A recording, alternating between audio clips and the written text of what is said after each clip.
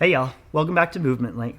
So I just want to talk a little bit about lower back pain in the overhead squat. It's something that is extremely common, and it's not an easy fix, but it's something that, just like we talk about in everything, it's an issue that we see in the squat and the push-up and the jump, but mainly the squat, and it just spirals as we get into these harder exercises and more complicated advanced exercises like the overhead squat. These little issues we have in the air squat turn into, it's the same issue, but turn into big issues as we go. So the thing with the overhead squat is we just need full range of motion of the ankles, the hips, and the upper back and shoulders. And if we're missing range of motion in those, then we look to compensate for it. We also need to have the ability to know how to control our posture throughout. So there's kind of a couple pieces here, and this is just like every other movement,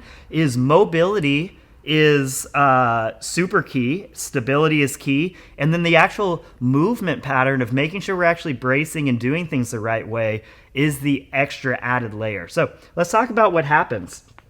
As we're squatting, we should be nice and tight, and then as we squat, if I round, my hands are going to get closer. If I overextend, my hands are going to get further away. So as we squat, we should be able to keep our hands just right next to each other, the same distance apart the whole time. What we see so often is people come up and they give themselves a big butt squeeze, and so they actually flex, and then they start their squat by overextending and going down.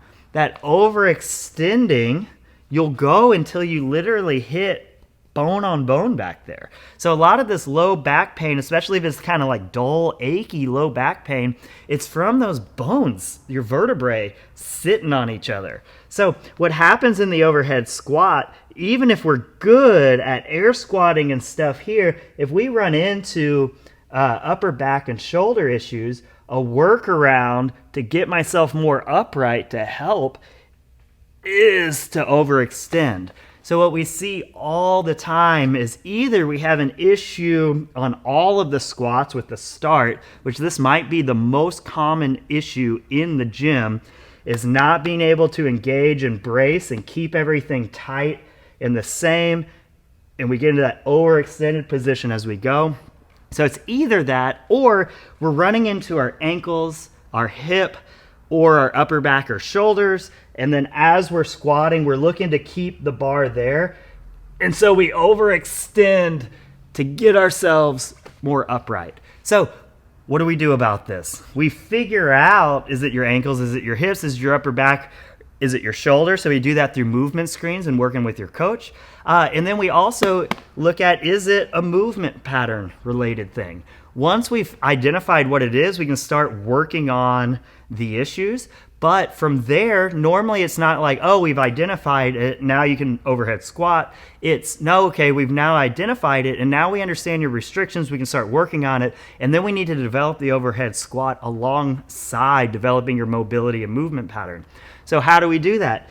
We keep it nice and tight, and you go as low as you can perfectly, and you give it a little pause and fight and come back up. And as soon as we get into that overextended position, due to whatever it's due to, that's where we're going too low for what our mobility can do. So this is where we don't want you to get caught up in getting the hip crease below the knee. This is a long-term goal and what we should be shooting for. You should get caught up in going as low as you can with really good technique. And that's going to be keeping everything nice and tight, not letting ourselves overextend, so we're not putting that low back in that kind of dull, achy position that's just not good for producing force either. Hope that helps. Talk to y'all soon.